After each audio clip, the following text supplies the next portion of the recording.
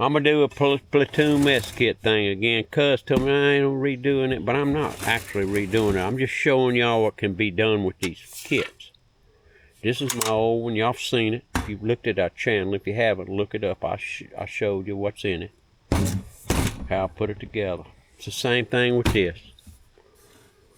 These pots give you volume. And volume is what you gotta have. You gotta have volume. And as you can see, there's a couple of aluminum plates in here, so I'm building another one, just like I built this one. And I measured it, and these plates are running a little less than almost 7 inches, and they will drop right in this rattle. And you can take one of these, and you can be your nice mess kit, and what you end up with is this inner pot, and this outer pot gives you volume. And you need volume sometimes. You got to boil water. Let's say fry a fish. I fried a mini fish in here. It's deeper. It's deep enough. It's got enough volume. You can put oil in it and fry your fish up if you got to. But my point is you can make you your own mess kit.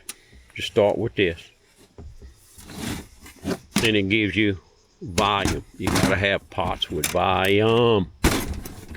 Be able to boil water, fry fish, take care of business. You don't want to go down to the damn lake 15 times with a cup of water. You can haul water up to the camp and boil it and wash your dishes. You got room. You're not there all day.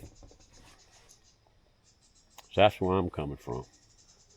Get your platoon mess kit and be your own. Little buddy. Be your own mess kit right there.